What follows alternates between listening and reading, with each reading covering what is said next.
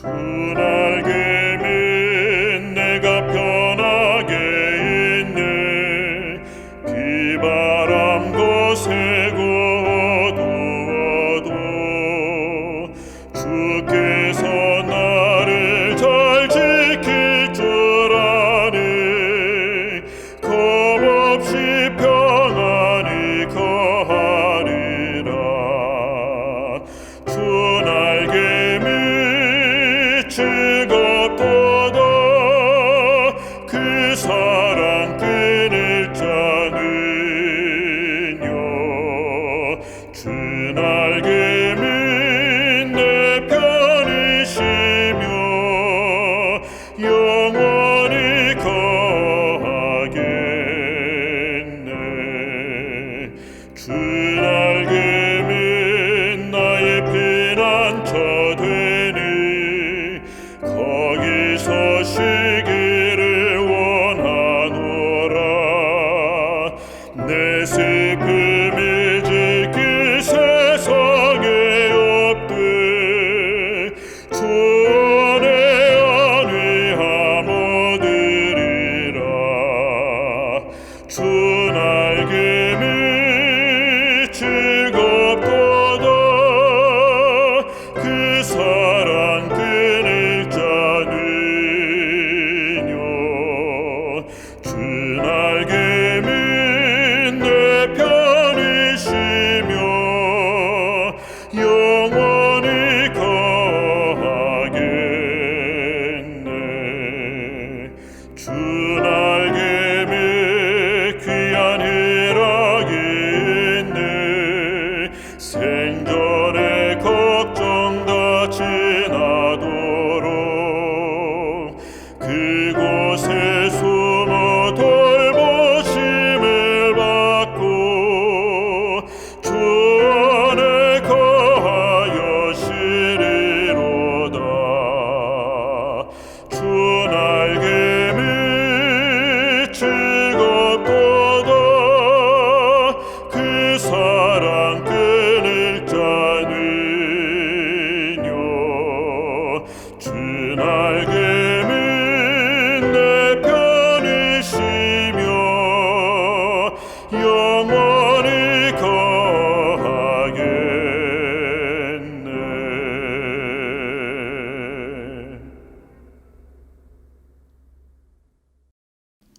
자비와 사랑이 충만하신 우리의 하늘아버지, 오늘 안식일을 맞이하는 이 행복한 시간에 우리를 부르시고 인도하시며 사명을 주시는 전능하신 하나님에 대하여 묵상하게 해주시니 감사합니다. 오늘 저희는 한 여인의 숭고했던 결심의 언어 가겠나이다, I will go에 대한 명확하고도 정말 진지한 하나님의 초청과 그 말씀에 순종한 한 여인의 믿음을 배우려고 합니다. 하늘아버지, 우리의 심령에 성령 하나님께서 함께 해주셔서 오늘 우리 각자에게 울리는 울림이 있게 하시고 이 기별을 받아 순종하고자 하는, 나도 가겠나이다고 하는 결심을 하는 귀한 축복의 시간이 되게 하여 주시옵소서. 예수님의 이름으로 간절히 기도하옵나이다. 아멘.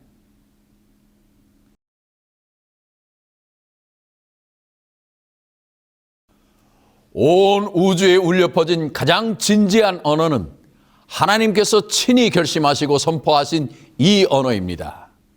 가겠나이다. 태초에 하나님께서 천지를 창조하시기 전, 아담과 하와가 하나님의 존귀하신 형상과 모습으로 창조받기 이전, 아버지 하나님과 아들 하나님과 성령 하나님의 무게 있는 회의의 결론은 바로 아들 하나님께서 하신 이 말씀이었습니다.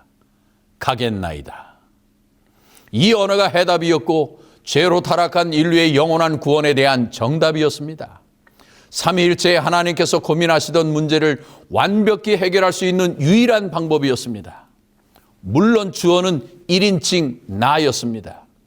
그러므로 완성된 문장은 바로 내가 가겠나이다. I will go. 내가 가겠나이다. 이 언어는 철저히 독립적이고 순전히 자발적이고 또 동시에 매우 순종적인 결심의 언어였습니다. 이것은 신의 명예를 두고 한 우주 최초의 맹세요 서원이었기 때문에 이 언어가 가지고 있는 무게감은 실로 상상할 수 없을 정도입니다. 이 언어의 결론은 생명을 창조하시는 하나님의 생명 포기 선언이었습니다. 가겐나이다는 창조주 하나님께서 당신의 피조물들에게 대하여 친히 하신 신적 언약이었기 때문에 이미 예고된 상상할 수 없는 희생에도 불구하고 조금의 흔들림도 없었습니다. 사랑에 기초한 가장 위대한 언어, 겸손할 이유도 겸손할 필요도 없으신 영광이시요 존엄 그 자체이신 하나님이 역으로 취하신 이 겸손함의 극치는 반드시 이루고야 말겠다는, 꼭 찾고야 말겠다는, 그리고 완전히 회복시키고야 말겠다는 창조주 하나님의 의지 천명이었습니다. 내가 가겠나이다. 가겠나이다는 신앙의 총체적 언어입니다. 머리로는 이해하여 온전히 깨달았다는 뜻이요, 눈으로는 제대로 보고 바르게 인식했다는 뜻이며, 입으로는 소리로 시인하여 나의 동감을 선포하며 기꺼이 찬양하겠다는 뜻이요, 가슴으로는 철저히 받아들여 목적과 하나가 되고 싶다는 자발적인 언어입니다. 그러므로 가겠나이다는 단순한 거리적 이동을 넘어 사상의 수정, 행동의 변화, 의지의 표현을 모두 포함하는 언어입니다. 가겠나이다는 그러므로 알겠나이다, 그리고 또 하겠나이다, 그리고 바라나이다라는 뜻을 가질 수 있습니다. 아들 하나님께서 이 선언을 하신 이후로 그분을 만나고 그분을 사랑한 사람들의 가슴과 입술에는 똑같은 이 결심의 언어가 수없이 반복되었습니다. 창세기 12장에는 이 언어의 깊은 뜻을 몸소 실천한 한 사람이 등장합니다. 바로 믿음의 조상 아브라함입니다. 너는 너의 고향과 친척과 아버지의 집을 떠나 내가 네게 보여줄 땅으로 가라. 명령은 가라 였으며 대답은 가겠나이다 였습니다. 여기서 잠깐 멈추어서 아브라함이 태어나고 자랐던 메소포타미아라는 곳이 도대체 어떤 곳인지 먼저 살펴보겠습니다. 세계사 시간에 여러분은 세계 4대 문명에 대해서 배우셨을 것입니다. 이는 세상에서 가장 먼저 문명을 발달시킨 4개의 지역을 가리키는 말입니다. 메소포타미아 문명, 인더스 문명, 황하 문명, 그리고 이집트 문명을 말합니다. 이 지역들에는 모두 강들이 있었습니다. 아브라함의 고향 메소포타미아는 이 4대 문명지 중에서도 가장 발전된 문명의 발상지였습니다. 티그리스 강과 유프라데스 강을 중심으로 건설된 아브라함의 고향 우르는 바로 이 문명의 중심 수도였습니다. 이곳에서 수메르인들은 지구라트라고 하는 거대한 신전들을 건축하였고 태음력, 육십진법, 그리고 함무라비 법전, 쇠기 문자 등을 통해 고대 국가들의 기반이 되는 문명을 발전시켰습니다. 구약 성경의 중심이 되는 아시리아 제국들, 또 바벨론 제국, 메데와 페르시아, 이러한 많은 제국들이 바로 이 지역에서 출현하였고 이 지역을 놓고 쟁탈전을 벌였던 대제국들입니다. 그런데 어느 날 하늘의 부르심이 갈대아인의 우르에 살던 아브라함에게 먼저 전달되었고 그는 순종함으로 하란으로 이주하였습니다. 그의 아버지의 가족들도 그를 따라 나섰습니다. 창세기 11장 31절을 보면 갈대아 우르에서 하란으로 이주한 것은 아브라함의 아버지 데라가 주도한 것처럼 보입니다. 그러나 12장 1절로 5절의 말씀을 자세히 읽어보면 갈대아 땅에서 가나안으로 이주하라는 명령은 분명 아브라함에게 전달된 하나님의 명령이었습니다. 그리고 우리가 방금 읽은 말씀처럼 아브라함의 이동에 아버지 데라와 그의 가족들이 다 따랐던 것입니다. 그런데 지도에서 보시듯 가나안으로의 여정이 굉장히 멀었습니다. 늙은 아버지 데라를 모시고 그는 먼저 메소포타미아의 제2수도인 하란에서 지내면서 잠깐 지체하게 됩니다.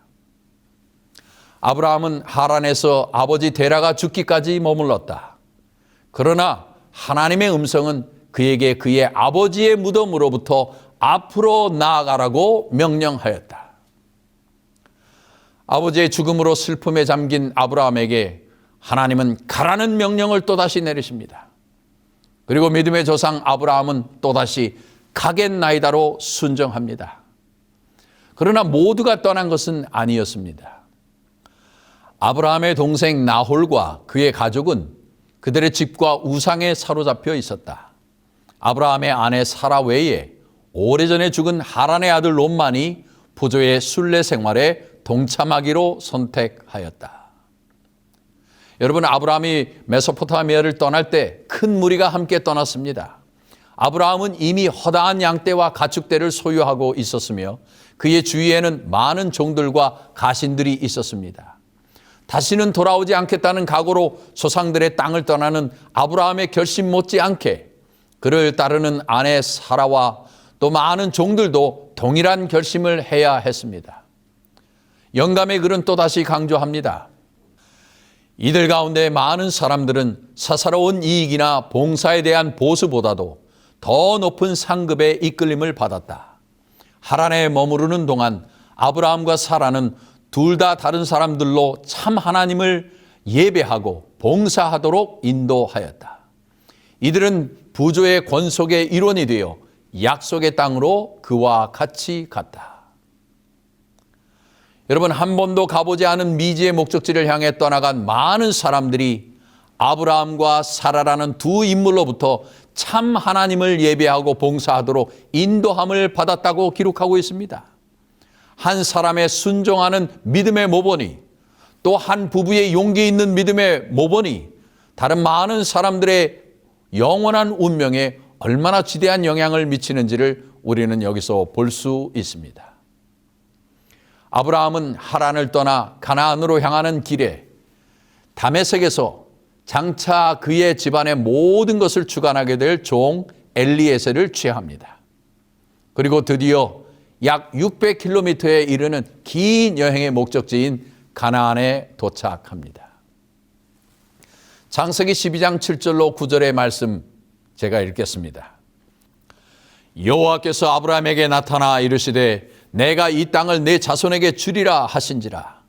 자기에게 나타나신 여호와께 그가 그곳에서 제단을 쌓고 거기서 베델 동쪽 산으로 옮겨 장막을 치니 서쪽은 베델이요 동쪽은 아이라. 그가 그곳에서 여호와께 제단을 쌓고 여호와의 이름을 부르더니 점점 남방으로 옮겨갔더라. 자, 이제 여기까지의 말씀을 잠깐 정리하고 넘어가겠습니다. 아브라함은 메소포타미아 사람이고 그가 살던 곳은 고대 문명의 최고 발상지였던 우르였는데 그가 하나님의 이 떠나라는 명령에 순종하여 하란까지 우선 왔다가 그곳에 머물면서 늙은 아버지 데라를 장사 지내고 그리고 장사 지내고 있는데 하나님께서 그를 다시 밀어내셔서 가나안으로 이주하였다는 것입니다. 여기까지는 모두 이해가 되셨죠? 그런데 하란에서 누구는 따라 나서지 않았다고요? 네, 바로 아브라함의 동생 나홀의 가족은 따라 나서지 않았습니다. 왜요? 바로 집과 우상 때문이라고 기록하고 있습니다. 아마도 나홀의 가족은 하란에서 잘 정착했다는 뜻이겠죠. 거기가 더 좋으니 굳이 형을 따라 한 번도 가보지 않은 가나안 땅으로 가지 않겠다고 하고 하란에 그대로 남았다는 말입니다. 그리고 아브라함은 하란을 떠나 가나안으로 오다가 다메섹에서 누구를 취하였습니까? 네, 맞습니다. 일생의 친구이며 그리고 종이 되었던 엘리에셀을 취하였습니다. 자, 이제는 여기서 이야기를 좀 많이 건너뛰겠습니다. 왜냐하면 오늘의 주인공은 아브라함이 아니라 다른 사람이기 때문입니다. 아브라함의 아내 사라는 사실 미스 메소포타미아 출신이었나 봅니다. 왜냐하면 성경에 그녀에 대해서 말하기를 사라는 심히 아리따운 여인이었다고 기록하고 있기 때문입니다. 사실 이러한 이유 때문에 아브라함이 이런 절색의 미인 자기 아내 사라를 애굽 사람이나 그랄 사람들에게 빼앗길까 봐 사라를 자기의 누이라고 속였다가 어떻게 됐어요? 애굽 왕과 그랄 왕에게 사라를 빼앗겨서 사실은 진짜 결혼식까지 올리고 첫날 밤을 치를 뻔하다가 하나님의 극적인 도우심으로 간신히 아내 사라를 찾아옵니다. 이 사건들은 창세기 12장과 20장에 잘 기록되어 있으니까 한번 연구해 보시기 바랍니다. 하여튼 시간이 흘러 아브라함의 심히 아리따웠던 아내 사라는 이런 파란만장한 삶을 살다가 127세의 나이로 죽었습니다. 이때 아브라함의 나이는 137세요. 이삭의 나이는 37세였습니다. 하나님의 기적으로 태어난 이삭은 이렇게 아름답고 또 사랑스러운 어머니 사라의 죽음에 큰 충격을 받고 어머니 사라를 위하여 3년상을 치릅니다. 그리고 이제 이삭의 나이도 40이 되었습니다. 아브라함은 슬픔에 빠져 있는 이삭, 이미 성장하여 결혼을 해야 하는 나이에 찬 이삭을 생각하면서 경건한 믿음의 계보를 이어가기 위해서는 사라와 같은 믿음의 여인을 찾아야겠다는 막중한 책임감을 통감하고 아주 중요한 계획을 하나 세웁니다. 그리고 아브라함은 65년 전 하란을 떠나 가나안으로 올 때 다메섹에서 샀던 그의 종 엘리에셀을 부릅니다. 이 긴 세월 동안 엘리에셀은 아브라함이 하나님께 향하여 자신의 모든 것을 물려줄 상속자로 지정할 만큼 아주 신뢰하는 노종이 되었습니다. 아브라함은 엘리에셀을 바라보며 그의 손을 잡고는 갑자기 자신의 허벅지 안으로 쑥 손을 밀어 넣었습니다.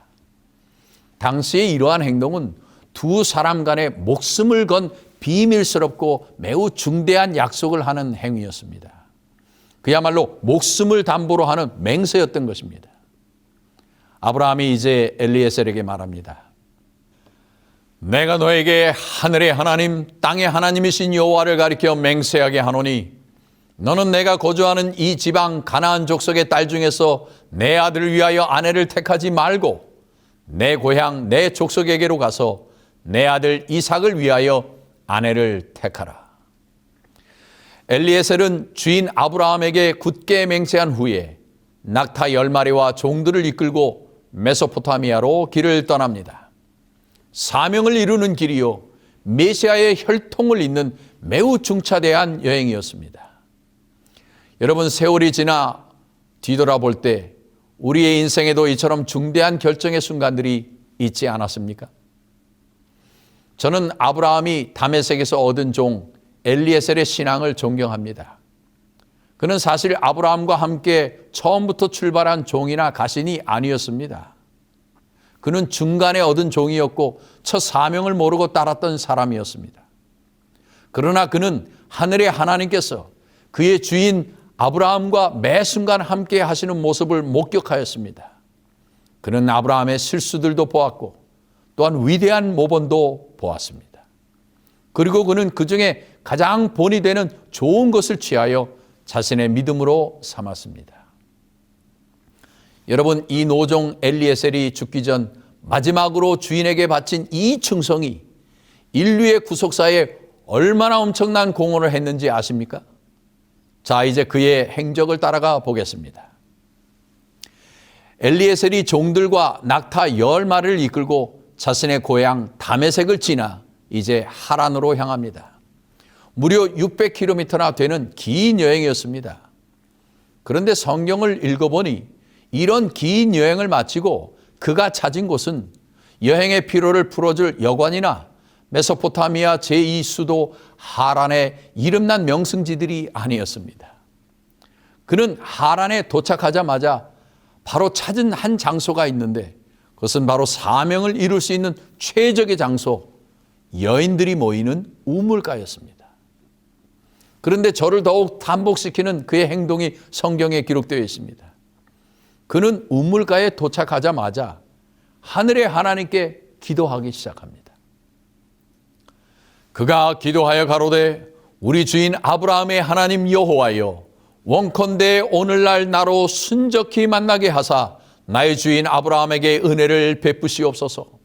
성중 사람의 딸들이 물 길러 나오겠사오니 내가 울물 곁에 섰다가 한 소녀에게 이르기를 청컨대 너는 물 항아리를 기울여 나로 마시게 하라 하리니 그의 대답이 마시라. 내가 당신의 약대에게도 마시우리라 하면 그는 주께서 주의 종 이삭을 위하여 정하신 자라.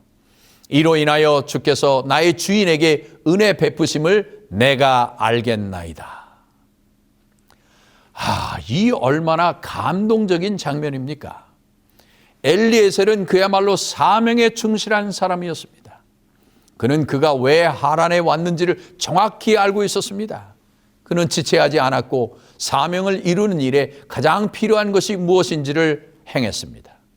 그것은 그의 주인 아브라함이 평소에 그에게 보여준 모본을 따르는 것이었는데 바로 하나님께 기도하는 것이었습니다.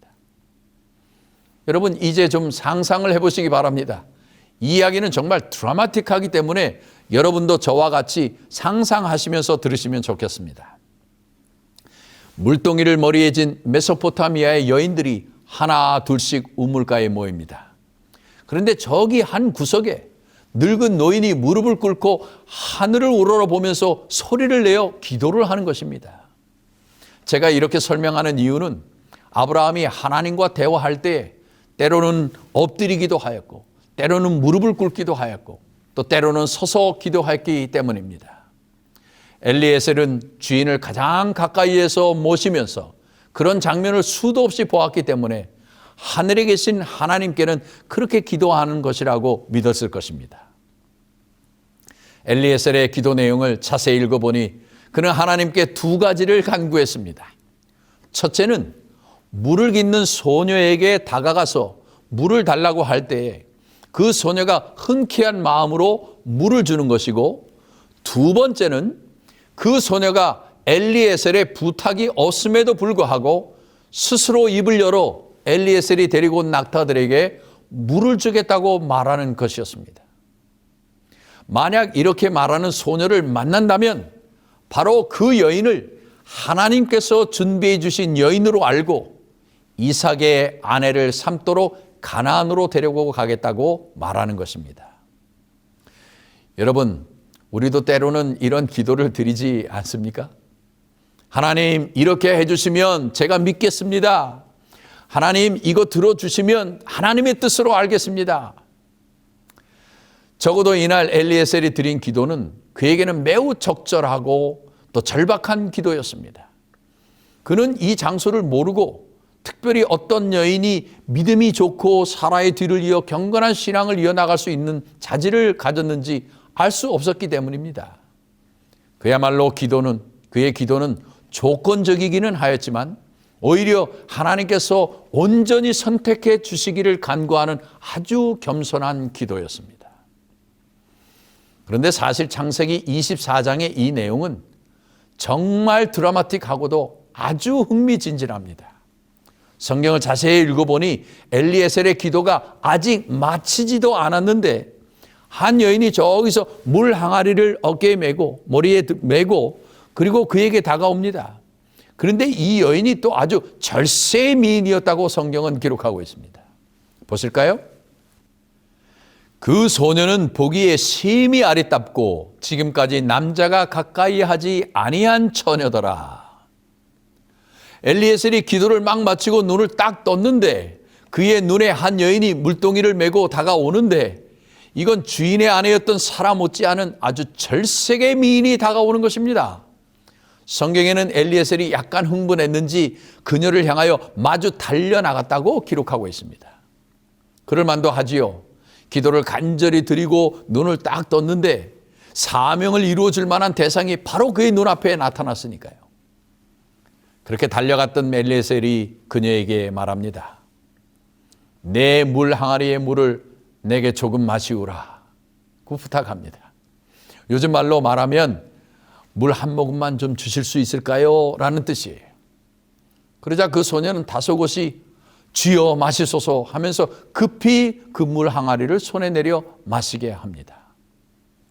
여러분, 엘리에셀은 분명 컵을 손에 들고 물을 따라주는 그녀를 자세히 훑어보았을 것입니다. 드디어 고맙다는 말을 하고 엘리에셀이 이제 조금씩 물을 마십니다. 그런데 여러분, 엘리에셀이 이 물을 마시면서 도대체 무슨 생각을 하며 물을 마셨을까요? 예, 소녀여, 한마디만 더 해주시오. 내가 데리고 온 저 낙타에게도 물을 주겠다고 말이오. 이것은 제 상상입니다만 아마 자신이 드렸던 기도가 빨리 그리고 정확히 응답되기를 바라는 마음에 어쩌면 엘리에셀이 물을 마시면서 일부러 낙타 쪽을 바라보면서 그 여인의 시선을 좀 이끌려고 했는지도 모르겠습니다. 이렇게 말이죠. 예? 여러분, 어쩌면 엘리에셀은 마음속으로 또다시 간절한 기도를 드리면서 물을 마셨을 겁니다. 드디어 꼴깍꼴깍 이제 물을 다 마시게 되었습니다. 애타는 마음으로 그녀의 입에서 고대하던 한마디가 나오기를 고대하면서 말이죠. 그리고 마지막 물을 다 마시고 꼴깍 했는데 무슨 일이 일어났을까요? 성경에 보니 마시우기를 다 하고 가로되 당신의 약대도 위하여 물을 길어 그것들로 배불리 마시게 하리이다. 와, 이게 지금 뭐예요? 엘리에셀이 기도 중에 두 가지를 간구했죠. 이 두 가지의 증표들이 지금 연달아 그의 눈앞에서 펼쳐지고 있는 것입니다. 엘리에셀의 가슴이 쿵닥거리며 뛰기 시작합니다. 하나님, 이렇게 빨리 응답해 주시다니요. 감사합니다, 하나님. 그런데 여러분, 엘리에셀은 젊은 종이 아니었습니다. 평생 주인을 섬기며 정말 많은 것을 철저하게 검증하는 습관을 가진 사람이었습니다. 지금 벌어진 이 일이 분명 자신이 드렸던 기도에 대한 두 가지 응답이 확실하지만 엘리에셀은 한 가지를 더 테스트해 보기로 생각합니다.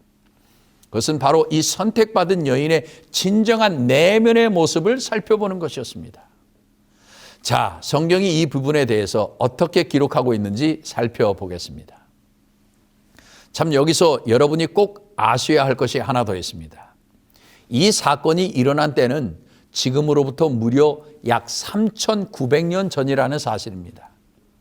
당시의 여인들이 물을 기를 때 사용했던 항아리는 지금처럼 가벼운 플라스틱이라는 소재가 아니고 주로 진흙을 구워 만든 그런 항아리로서 좋기 5kg에서 10kg은 나갔을 만한 아주 무거운 항아리들이었습니다. 다음은 이 사건에서 이 여인이 항아리를 어떻게 운반하고 사용했는지에 대해 성경에 기록된 말씀들입니다. 창세기 24장 16절, 18절, 20절의 말씀입니다. 한번 보실까요? 그가 우물로 내려가서 물을 그 물동이에 채워가지고 올라오는지라. 또 급히 그 물동이를 손에 내려 마시게 하고, 또요 급히 물동이의 물을 구유에 붓고 다시 기르려고 우물가로 달려가서 모든 낙타를 위하여 깃는지라. 자, 이제 분석해 보겠습니다. 첫 번째로 우물가로 내려갔다가 물을 길어 올라왔다고 했으니 아마도 최소한 20 내지 30m 거리가 좋게 넘는 그러한 거리였을 것이고 분명히 계단들도 포함되어 있었을 것입니다. 그리고 두 번째로는 이 물 항아리를 머리에서 어깨로 그리고 다시 땅으로 내렸다 올렸다를 반복하는 자세가 여기 기록되어 있습니다. 이것은 사실 남자들도 하기 힘든 중노동이죠. 육체 노동이 언급되고 있는 것입니다. 그리고 세 번째는 급히라고 하는 단어가 두 번이나 사용되었고 그녀가 달려가서라는 이러한 표현이 나온 것을 봐서 그녀의 성격이 매우 단호하고 또한 행동은 신속하였고 꾸준히 이 고된 일이 지속되었음을 보여주고 있습니다. 자, 여러분, 낙타 10마리에게 물을 충분히 마시게 하겠다는 약속을 지키기 위해 이 아리따운 여인이 지금 부지런히 움직이고 있음을 우리가 상상해 볼 수 있는 것입니다. 자, 여기서 이 상황을 좀 더 정확하게 이해하기 위해 제가 과학적 분석을 해보겠습니다. 이 동물학자들의 연구에 의하면 사막을 여행하기에 가장 적합하도록 창조된 한 가지 동물이 있는데 그것은 낙타들이죠. 이 낙타들은 여행을 떠나기 전에 엄청난 물을 마셔서 그 물을 몸에 저축하고 다닌답니다. 낙타 한 마리는 10분 만에 보통 100리터의 물을 마신답니다. 그리고 여행 전에는 한 번에 약 160리터의 물을 마셔서 몸에 저장하고 그 긴 여행을 다 마치면 이제 몸에 저장하고 있던 물이 다 빠져나갔기 때문에 갈증을 해소하기 위해 또 본능적으로 최대치의 물을 마신다고 합니다. 그렇다면 오늘 이 이야기에 등장하는 낙타들이 모두 600km의 긴 여행을 마치고 지금 도착하였으니 매우 가란 상태였을 것입니다. 그러므로 그날 이 아리따운 소녀가 10마리의 낙타에게 만족시킬 만큼의 충분한 물을 길어주기 위해서는 무려 1600리터의 물을 우물에서 퍼다 날라주어야 했다는 계산입니다. 이제 아시겠습니까? 글쎄요, 요즘 여청년들이 한 번에 거의 10kg이나 되는 이 항아리에 물을 또 5kg, 10kg 해서 약 15kg에서 20kg 되는 이 물항아리를 들고 머리에 올렸다가 내렸다가를 반복하면서 알지도 못하는 한 외인 남자 그리고 또 그가 데려온 낙타를 위해서 그렇게 여러 시간 줄기찬 봉사를 할 수 있을까요? 그런데 성경 이야기는 정말 재밌습니다. 이 정도 되면 즉각적인 기도 응답에 흥분하고 감사한 이 엘리에셀이 나이가 좀 많기는 하지만 평생 일이 몸에 밴 사람이니까 신이 나서라도 이 아리따운 소녀를 도울만 하지 않겠습니까? 그런데 여러분, 성경은 뭐라고 기록하는지 보시겠습니다. 그 사람이 그를 묵묵히 주목하며 여호와께서 과연 평탄한 길을 주신 여부를 알고자 하더니 약대가 마시기를 다하매. 묵묵히 이 소녀가 땀을 뻘뻘 흘리면서 물을 길어 약대에게 먹이는 모습을 지금 엘리에셀이 그저 바라만 보고 있습니다. 도와줄 수 있지만 그녀 자신이 지키기 위해 정말 혼신을 다하여 약속을 이행하는지를 살펴보고 있는 것입니다. 여기서 엘리에셀은 구속의 경륜을 이루어야 할 한 사람 한 사람이 가져야 할 충성심과 책임감을 지켜보고 계시는 예수님의 모습을 대표합니다. 충분히 도와주실 수 있지만 때로 우리 주님은 우리가 죽도록 충성하는지 순교의 장면까지 나아가는지 그저 묵묵히 지켜만 보시고 계실 때도 있다는 사실입니다. 이제 이야기를 속히 전개하겠습니다. 이 아리따운 소녀의 물깃는 일이 마치자 엘리에셀은 그제서야 그녀에게 다가가서 금고리와 금손목걸이 한 쌍을 주며 이렇게 묻습니다. 내가 네 딸이냐? 내 부친의 집에 유숙할 곳이 있느냐? 그러자 그 여인이 대답합니다. 저는 나홀의 손녀 딸 리브가입니다. 저희 집에는 집과 보리가 많아 당신의 약대를 먹일 수도 있고 당신이 유숙할 방도 많이 있습니다. 이 말을 듣자 엘리에셀은 눈물을 흘리면서 감사의 기도를 하나님께 드립니다.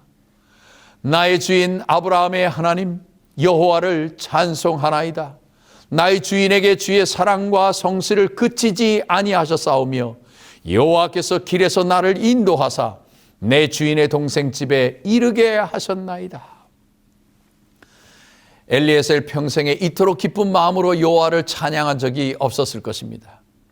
물론 주인의 부인 사라가 90살이 되어 이삭을 낳았을 때 온 가족들과 종들이 기뻐 외쳤겠지만 보잘것없는 자기 자신의 기도에 이토록 정확히 그리고 신속하게 응답해 주시는 여호와 하나님의 위대하심에 그는 머리를 숙여 경배를 드리는 것입니다. 드디어 엘리에셀이 소녀의 집에 도착하였습니다. 소녀의 아버지와 어머니와 오라비가 나와서 반갑게 그를 맞이했습니다. 그리고 아주 상다리가 휘어지도록 아주 진수성찬이 준비되었습니다. 그런데 엘리에셀이 수저를 들지 않습니다. 그리고는 일어나더니 이렇게 말합니다. 저는 제가 이곳에 왜 왔는지, 어떠한 맹세를 하고 이 먼 길을 왔는지, 그리고 저의 사명이 무엇인지 압니다. 제가 어떻게 우물가에서 리브가를 만났는지, 그리고 제가 드린 기도가 얼마나 정확하고 신속하게 응답되었는지 그는 낱낱이 다 말합니다. 그리고 그가 심각한 어조로 부탁합니다. 이제 당신들이 인자와 진실로 나의 주인을 대접하려거든 내게 고하시고 그렇지 않을지라도 내게 고하여 나로 좌우간 행하게 하소서. 엘리에셀이 지금 가부간의 답을 달라는 것입니다. 그 답을 듣기 전에는 식사도 하지 않고 혹 답을 못 들으면 다른 여인을 찾으러 길을 떠나가겠다는 뜻이었습니다. 이 부인할 수 없는 하나님의 섭리의 기적을 모두 들은 아버지 부두엘과 그리고 오라비 라반이 대답합니다. 이 일이 여호와께로 말미암았으니 우리는 가부를 말할 수 없노라.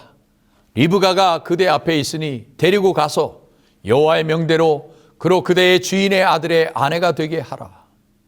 하하, 여러분이면 갑자기 찾아온 한 사람이 하는 말을 듣고 이렇게 한마디로 딸의 혼사까지 결정할 수 있겠습니까?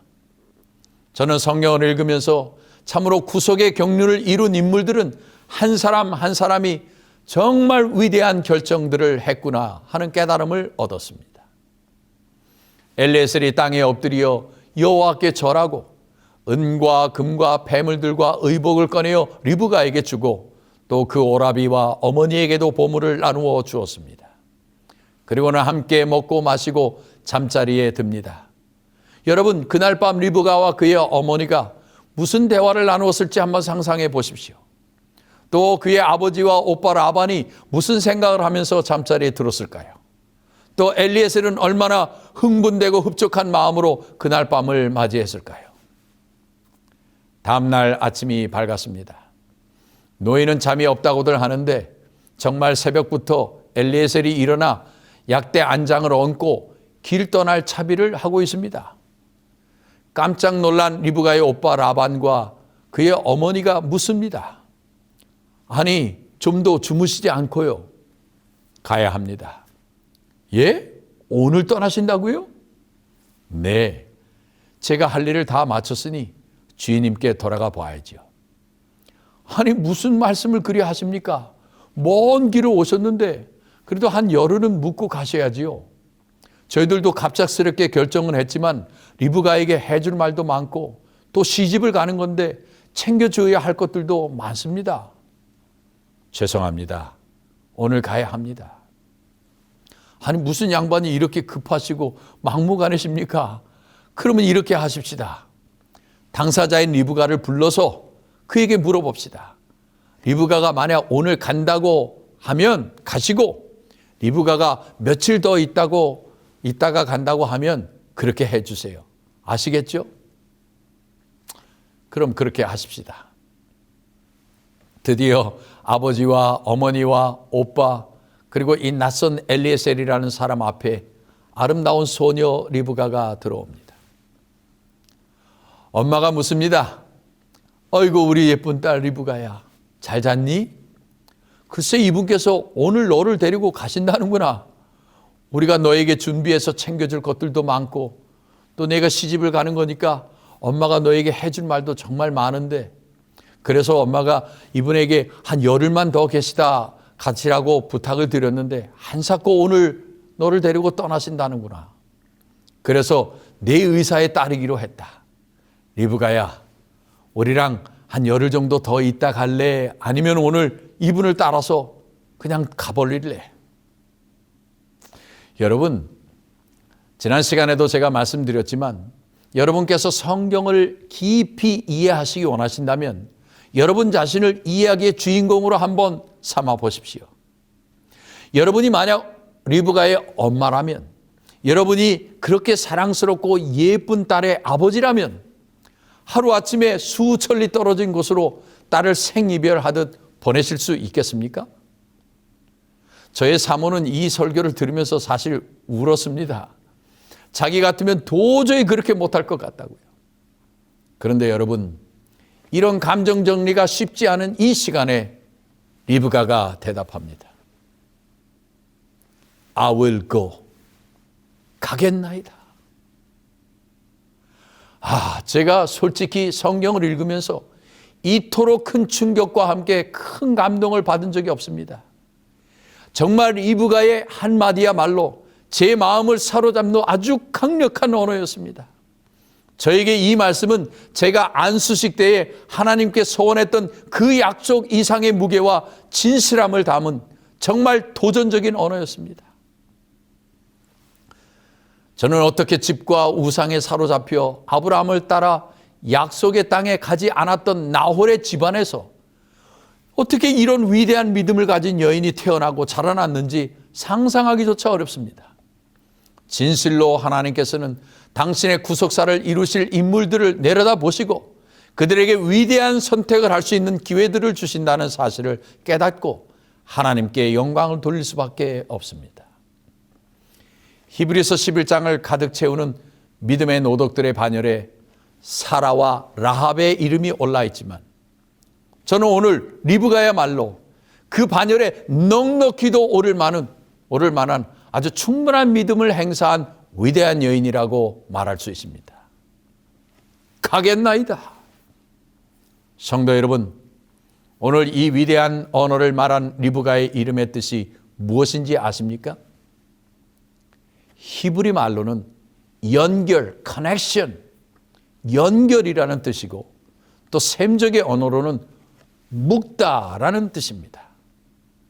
아브라함의 하나님, 이삭의 하나님, 야곱의 하나님을 위대한 믿음이라는 고리가 연결하고 묶었듯이 하나님은 그들의 신실한 아내들도 받으셔서 사라의 하나님, 리브가의 하나님, 라헬의 하나님으로 우뚝 서신 것입니다. 사랑하는 성도 여러분, 우리의 믿음은 이렇게 선택하는 것입니다. 그리고 옳게 선택한 것을 위해 신속히 행동하는 것입니다. 미적미적거리고 지체하고 미루다가 아무것도 이루지 못하고 뒤돌아서는 사람이 아니라 리브가처럼 정확히 판단하고 단호히 선택하고 신속히 행동하는 믿음의 성도들이 되어야 하겠습니다. 자, 이제 한번 따라 하십시오. 주께서 부르시면 가겠나이다. 주께서 하라시면 하겠나이다. 주께서 설하시면 멈추겠나이다. 주여 명령하시옵소서. 내가 기쁘게 따르겠나이다.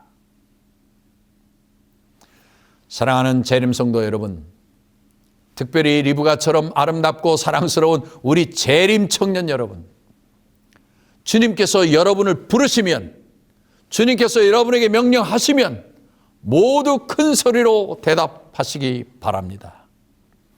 가겠나이다. I will go. 내가 가겠나이다. 말씀을 마치겠습니다.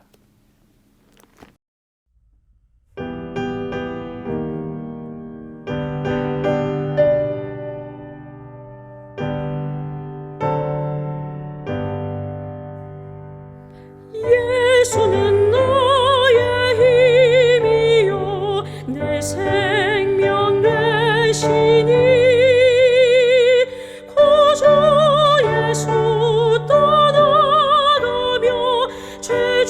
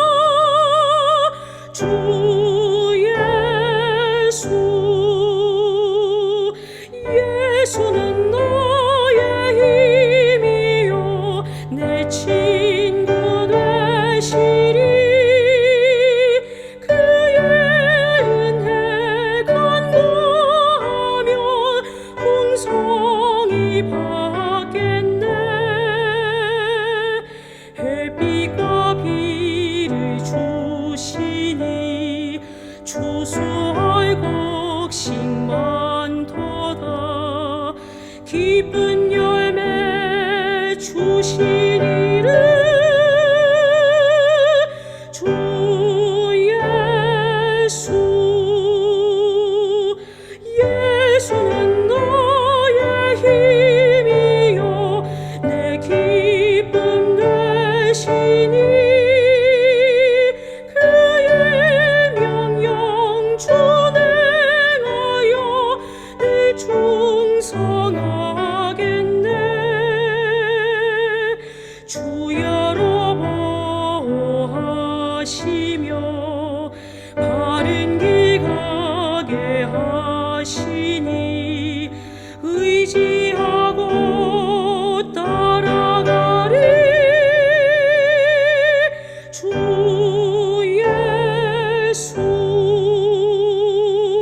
예수는 나의 힘이요 내 소망 되시니 예수께서 재림할 때 곧 영생 얻으리.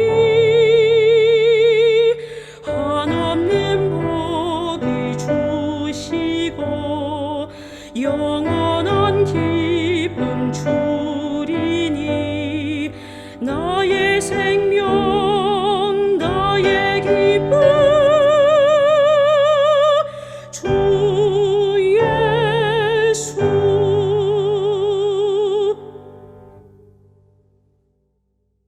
함께 기도하시겠습니다. 우리를 부르시는 거룩하신 하늘의 아버지시여, 이 세상을 창조하시기 전에 이미 그 위대한 언어 가겠나이다를 말씀하신 아들 하나님 우리의 메시아 예수 그리스도시여, 당신의 그 위대한 언어가 당신을 따르는 모든 제자들과 사도들, 성도들의 마음을 울려서 오늘 이 시간 우리도 예수님처럼 가겠나이다, 하겠나이다, 따르겠나이다를 고백하게 하시니 감사와 찬양과 영광을 돌리옵나이다. 지금부터 무려 약 4,000년 전에 아브라함과 사라, 그들을 이은 이삭과 리브가 이 연결고리, 이 믿음에 묶어지는 연결고리를 바라보게 해주시니 감사합니다. 사라가 믿음으로 그의 남편 아브라함을 따랐던 것처럼 리브가가 한 번도 만난 적이 없는 수천리 떨어져 있는 그 남편을 만나기 위해 하나님의 섭리하심에 가겠나이다로 응답한 것처럼 아버지 하나님이시여, 우리를 부르시는 하나님의 그 목적 있는 명령에 우리 모든 성도들이 가겠나이다라고 대답할 수 있도록 우리의 믿음을 크게 부흥시켜 주시옵소서. 사랑하는 우리의 하늘아버지, 리브가의 신앙이 오늘의 우리의 믿음이 되어서 이제 이후로 살아갈 때 하나님께서 명령하시면 따르고 순종하여 하나님을 따라 우리의 사명을 다할 수 있도록 가는 성도들이 되게 하여 주시옵소서. 신속히 행동하는 믿음, 단호히 결단하고 그리고 따르는 믿음, 이 모든 것들이 우리의 유산이 되게 하여 주시옵소서. 우리를 사랑하시는 예수 그리스도의 이름으로 간절히 기도 올리옵나이다. 아멘.